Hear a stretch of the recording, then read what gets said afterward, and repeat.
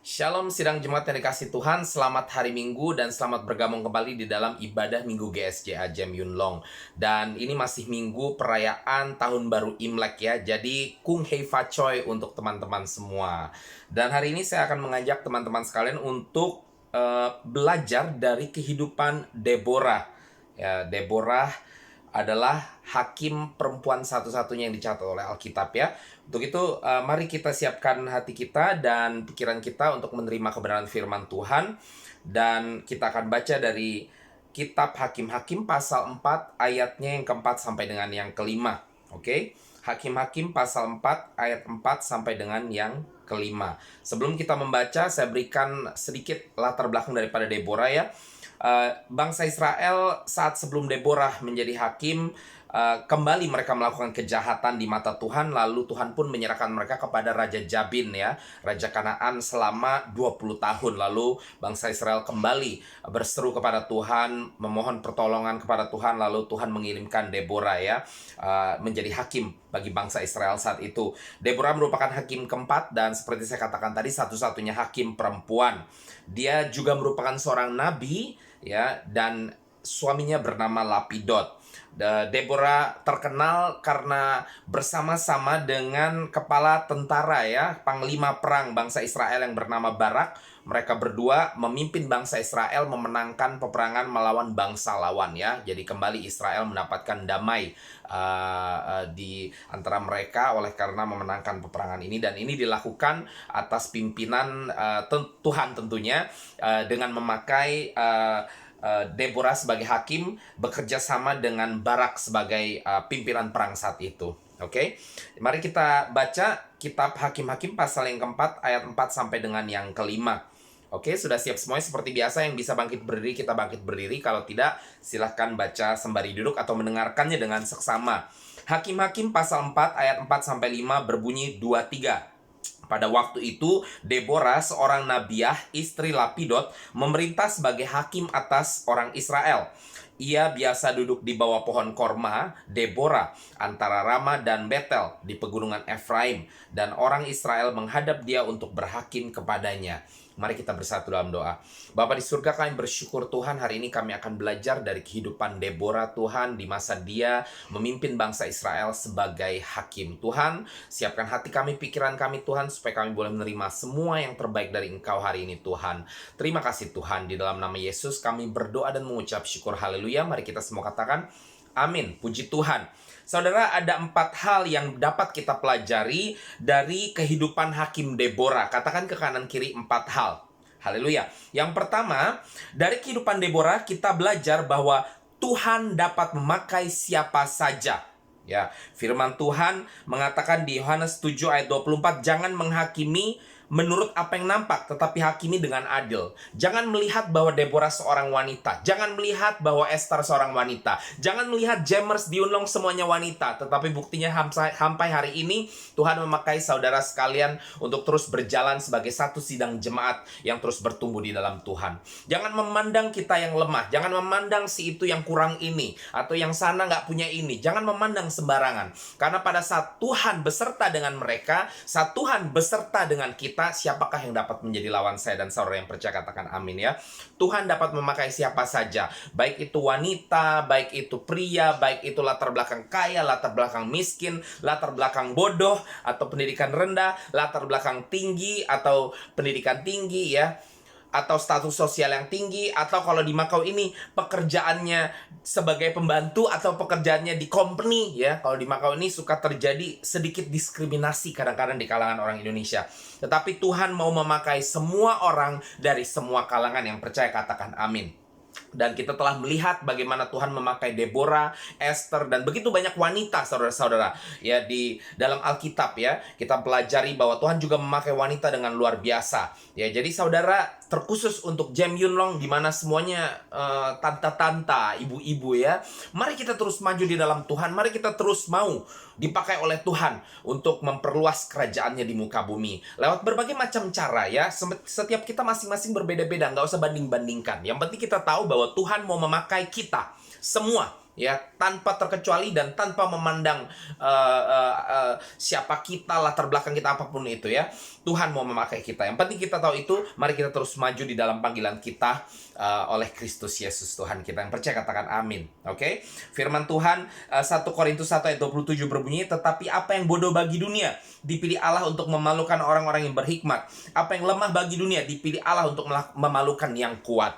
Ya, di sini bukan berarti kita yang mungkin perempuan atau yang pendidikannya kurang kita dianggap bodoh atau lemah ya. Tetapi makanya firman Tuhan berkata, apa yang dipandang bodoh ya bagi dunia, apa yang dipandang lemah bagi dunia. Jadi bagi dunia bodoh, bagi dunia lemah, tetapi bagi Tuhan tetap segala sesuatu dapat dilakukan di dalam Dia yang memberikan kekuatan kepada saya dan saudara. Yang percaya katakan amin ya. Jadi bagi dunia mungkin orang-orang tertentu kelihatan lemah, bagi dunia orang-orang tertentu kelihatan bodoh ya. Tetapi bagi Tuhan tidak ada satupun yang mustahil. Tuhan tetap mau memakai dan Tuhan pasti akan memakai setiap kita yang mau dipakai oleh Tuhan menjadi alat. Yang percaya katakan amin. Hal yang kedua saudara-saudara yang kita pelajari dari kehidupan Hakim Deborah adalah jangan kehilangan waktu atau kesempatan kairos kita, ya. Kairos itu berarti waktu yang ditetapkan sesuai dengan rancangan Tuhan. Ya, jadi bukan rancangan saya dan saudara, bukan planning kita ya, bukan waktu perencanaan yang kita sudah buat, tetapi yang Tuhan sudah tetapkan, yang seringkali kita juga nggak tahu, tetapi kita bisa rasakan saat waktu tersebut, waktu Tuhan, seperti kita suka nyanyikan, waktu Tuhan pasti yang, nah itu kairos ya, kita bisa rasakan ini waktunya Tuhan, ini kairosnya Tuhan sedang mulai bekerja ini ya, karena memang kairos itu bukan saja waktu Tuhan, tapi itu juga waktu di mana Tuhan sendiri bekerja, saudara. Jangan sampai kita kehilangan ini. Di dalam kehidupan Deborah ya, tadi saya katakan Deborah itu bekerja sama dengan panglima perang yang bernama Barak ya, untuk mengalahkan bangsa lawan. Tetapi saudara, sesungguhnya Barak ini boleh dibilang kehilangan golden opportunity atau kesempatan emas atau kairos tersebut ya. Dikatakan di dalam Hakim-Hakim pasal 4 ayat 8 sampai 9, jawab Barak kepada Deborah. Jadi Deborah mengatakan kepada Barak, Tuhan mengatakan kamu harus pergi dan ya melawan bangsa lawan ya, pimpin bangsa Israel untuk mendapatkan kemenangan ya, pergi berperang, seperti itulah. Lalu Barak kembali kepada Deborah dan mengatakan, jika engkau turut maju, aku pun maju, tetapi jika engkau tidak turut maju, aku pun tidak maju ya. Lalu Deborah menjawab di ayat 9, baik, aku turut, hanya engkau tidak akan mendapat kehormatan dalam perjalanan yang engkau lakukan ini, sebab Tuhan akan menyerahkan Sisera, panglima perang dari bangsa lawan bernama Sisera. Tuhan akan menyerahkan Sisera ke dalam tangan seorang perempuan, yaitu Deborah ya. Lalu Deborah bangun, berdiri dan pergi bersama-sama dengan Barak ke Kadesh. Jadi saudara, di sini kita belajar bahwa sebenarnya Tuhan memberikan panglima perang Sisera tersebut, kemenangan tersebut ke dalam tangannya Barak ya. Makanya Tuhan berbicara, kan tadi saya katakan Deborah juga seorang nabi. Jadi Tuhan berbicara kepada Deborah, Deborah kamu kasih tahu ke Barak. Jadi Deborah kasih tahu Barak, kamu pergi ya, karena Sisera ini akan diserahkan ke dalam tanganmu. Tetapi Barak ini saya nggak tahu alasannya kenapa ya, tapi dia cuma katakan pokoknya oke, kalau kamu juga turut perang, pergi bersama saya ya, maka saya akan turut pergi gitu ya. Saya jadi mikir yang cowok yang mana ya. Makanya tadi dikatakan jangan pandang bulu, jangan lihat Deborah itu perempuan. Ternyata malah pada saat ditantang, kalau kamu pergi baru saya pergi. Deborah langsung bilang, oke, saya pergi. Tapi Deborah mengingatkan kepada Barak bahwa kamu akan kehilangan kesempatan emas, karena sesungguhnya di sini Tuhan sedang mau memberikan kairos bagi kamu. Tuhan sedang mau memberikan kehormatan bagi kamu. Mungkin ya, kalau saudara lihat berbagai macam cerita tentang Deborah itu seringkali kita melihat namanya disangkutkan dengan Barak ya, Deborah dan Barak, karena memang mereka terkenal berperang bersama-sama ya, memperoleh kemenangan bersama-sama. Mungkin ya, kita tidak tahu, mungkin sebenarnya hanya nama Barak saja, Deborah mungkin hanya muncul sedikit namanya gitu ya. Tapi ternyata di sini Deborah dan Barak dua-duanya. Karena apa? Karena seperti dikatakan tadi, Tuhan akan memberikan penghormatan tersebut kepada Deborah, karena Deborah tetap ikut. Deborah juga yang menyerahkan Sisera ke dalam tangan Barak ya. Seperti saya katakan, baca juga seluruhnya dari kehidupan Deborah ini dari Hakim-Hakim pasal 4 ya, karena kita lompat-lompat. Saudara, saya sangat mendorong sekali untuk membaca seluruh pasal 4 daripada kitab Hakim-Hakim ini supaya lebih mengerti cerita daripada Deborah ini. Jadi Deborah yang akhirnya menghantarkan Sisera kepada Barak ya, sehingga akhirnya kalah bangsa lawan ya. Jadi saudara, jangan sampai kita menjadi sama seperti Barak ya. Sesungguhnya itu sudah kairos kita. Tuhan mau berikan kesempatan bagi kita, tetapi kita kehilangan kesempatan tersebut ya. Harusnya itu kehormatan bagi Barak, tetapi akhirnya kehormatan tersebut diberikan kepada wanita ya, bukan kepada Barak ya. Jadi saudara, mungkin itu kesempatan emas yang seharusnya diberikan kepada saudara. Jangan kaget kalau kesempatan emas itu diberikan kepada orang lain. Saudara yang diajak, dipanggil untuk melayani Tuhan, saudara banyak alasan bilangnya, oh saya belum siap lah, saya masih belum mampu lah. Tuhan nggak tertarik dengan mampunya saudara apa enggak, jagonya saudara pimpin pujian atau jago saudara share. Tuhan nggak tertarik dengan itu. Tuhan tertarik dengan saudara mau apa enggak saat Tuhan memanggil saudara ya. Kalau saudara dengan alasan apapun itu mengatakan, oh saya masih belum bisa, jangan kaget kalau seandainya saudara melihat ternyata orang yang justru jauh lebih tidak mampu daripada saudara, menurut pikiran saudara lebih lemah, lebih bodoh mungkin, ternyata kok sudah lebih di depan saudara, dipakai oleh Tuhan dan diberikan kehormatan oleh Tuhan. Kenapa? Karena orang tersebut yang mau mengambil kesempatan emas yang diberikan oleh Tuhan tadinya kepada saya dan saudara, tapi karena kita tidak peka dan kita memilih menjadi sama seperti Barak, kita kehilangan kairos kita ya.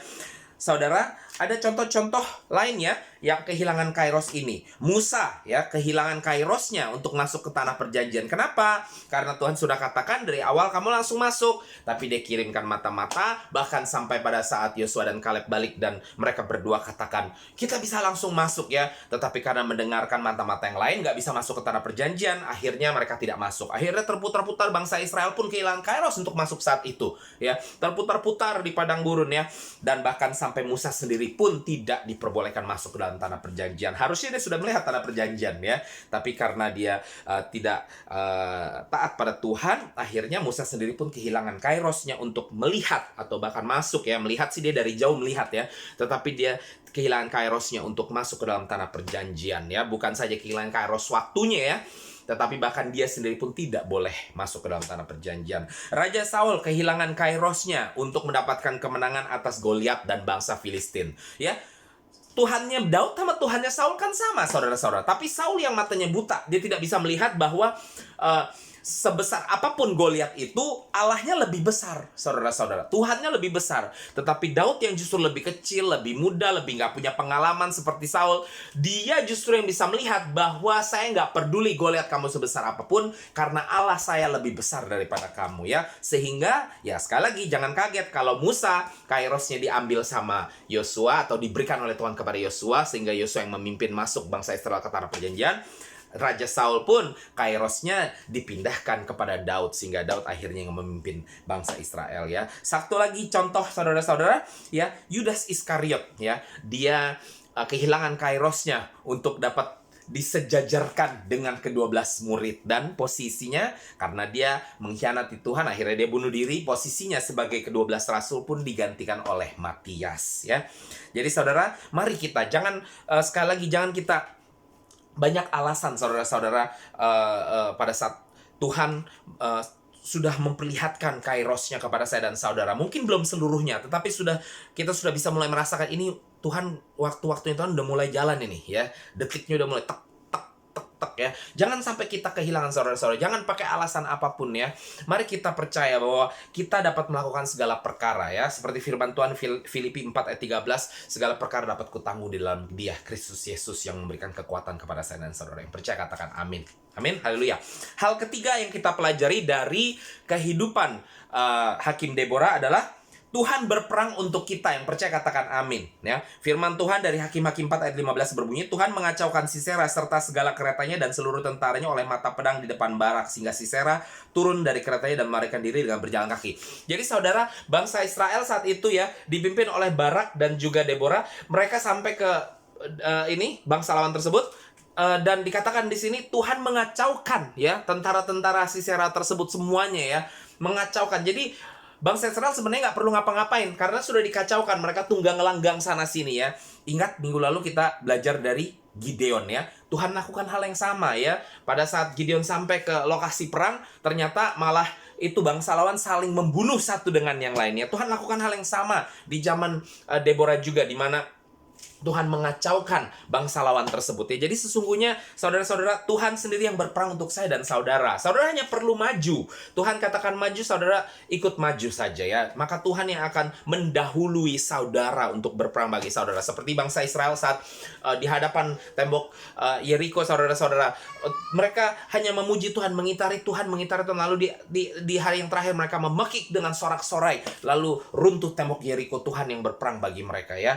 Tapi ingat saudara-saudara, pada saat tembok Yeriko runtuh tersebut, bangsa Israel tetap harus masuk dan mereka tetap harus melakukan berbagai aksi ya, baik itu membunuh bangsa lawan tersebut atau merampas harta-harta bangsa lawan tersebut ya, sesuai dengan apa yang Tuhan perintahkan saat itu ya. Mereka tetap harus lakukan bagian yang mereka harus lakukan. Tuhan lakukan bagian Tuhan, kita lakukan bagian kita. Sehingga kita harus belajar bahwa saat firman Tuhan di Keluaran 14 ayat 14 berbunyi, Tuhan akan berperang untuk kamu dan kamu akan diam saja. Di sini kata diam bukan kita hanya diam ya, ngeliatin doang, enggak ya. Ada waktunya kita diam dan ngeliatin saja, tapi pada saat instruksi Tuhan untuk melakukan sesuatu, maka kita akan lakukan sesuatu. Tapi kita tidak akan gentar. Diam di sini artinya damai, ya. Artinya seperti Daud, ya. Daud tetap harus berperang dan membunuh Goliat tersebut. Tetapi dia tahu bahwa Allah berperang bagi dia dan dia diam saja. Artinya dia damai saja, ya. Dia damai saja dan mau Goliat bersiap-siap membunuh dia, dia damai saja. Dia tinggal nunggu saja kesempatan untuk dia membunuh Goliat dan akhirnya dia ambil katapelnya dan dia bunuh Goliat ya. Jadi sekalipun kita tahu bahwa Tuhan yang berperang bagi saya dan saudara dan kita tinggal diam saja, bukan berarti kita malas-malasan ya. Ingat saudara-saudara, tetapi kita harus peka dengan cara kerja Tuhan, kita ikuti instruksi Tuhan, tetapi kita tetap berdiam diri di dalam Dia, artinya di dalam damai sejahtera Tuhan, sehingga kita tahu bahwa Dia ada bersama dengan saya dan saudara dan Dia berperang bagi saya dan saudara yang percaya. Katakan amin. Puji Tuhan. Yang terakhir, katakan kanan kiri, yang terakhir ya. Dengan semuanya yang telah kita pelajari tersebut, untuk itu mari kita selalu ingat Tuhan. Deborah dan Barak pun ingat Tuhan saat mereka telah menang ya. Kalau saudara baca di seluruh pasal 5 dari kitab Hakim-Hakim itu judulnya nyanyian Deborah. Karena memang Deborah dan Barak memuji Tuhan dengan nyanyian-nyanyian baru saat itu ya. Ayat 1 saya bacakan ya untuk saudara dari Hakim-Hakim 5. Pada hari itu bernyanyilah Deborah dan Barak bin Abinoam karena kemenangan yang Tuhan sudah berikan bagi mereka. Jadi saudara jangan lupa ya. Jangan cuma memuji Tuhan saat saudara lagi kesedihan, kesusahan, kekurangan. Datang ke gereja. Oh Tuhan tolong aku, Engkau Allah Yehova Jireh, Allah yang menyediakan. Tuhan saya lagi butuh ya. Giliran saudara lagi terpenuhi kebutuhannya, lupa Tuhan. Jangan seperti itu. Justru saat saudara terpenuhi kebutuhannya, saat saudara sedang sukacita, senang dan lain-lain, saudara perlu ingat Tuhan. Ya, bukan berarti saat sedih nggak ingat Tuhan. Benar, saat sedih ingat Tuhan ya. Tapi masalahnya saya tahu kalau lagi sedih, lagi kekurangan, paling gampang kita ingat Tuhan. Karena siapa lagi yang dapat kita andalkan selain daripada Tuhan? Amin. Tetapi saat kita senang ya, saat kita nggak kekurangan, lagi kelimpahan dan lain sebagainya, itu yang justru saya tahu susah untuk ingat Tuhan. Kenapa? Ingatnya apa? Ingatnya foya-foya. Ingatnya teman-teman ngumpul-ngumpul dan lain sebagainya. Tapi mari saudara kita belajar. Saat susah, saat kita senang pun, mari kita terus ingat Tuhan. Firman Tuhan Mazmur 113 ayat 3 berbunyi, dari terbitnya sampai kepada terbenamnya matahari terpujilah Tuhan. Mari kita ingat Tuhan dari terbit sampai terbenam matahari, setiap waktu, setiap saat. Mazmur 104 ayat 33 berbunyi, aku hendak menyanyi bagi Tuhan selama aku hidup. Aku hendak bermazmur bagi Allahku selagi aku ada. Mumpung kita masih hidup saudara, ini kesempatan kita untuk memuji Tuhan. Memuji Tuhan, memuji Tuhan terus. Jadi mari kita lakukan terus dalam kehidupan kita. Mazmur pasal 7 ayatnya yang ke-11 berbunyi, "Aku hendak mengingat perbuatan-perbuatan Tuhan. Ya, aku hendak mengingat keajaiban-keajaiban-Mu dari zaman purbakala." Mari kita terus mengingat kedahsyatan Tuhan, kehebatan Tuhan, kebaikan Tuhan, kemurahan Tuhan, apa yang Tuhan sudah kerjakan bagi saya dan saudara ya.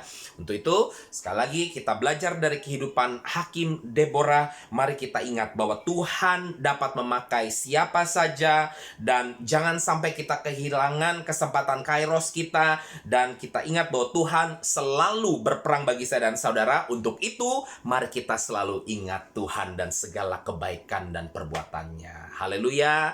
Yang percaya katakan amin. Kita masih di minggu tahun baru Imlek ya, tahun baru, kesempatan baru. Jadi sekali lagi saya mengingatkan, jangan sampai kita kehilangan kesempatan demi kesempatan ya, kairos baru yang Tuhan persiapkan bagi saya dan saudara. Amin.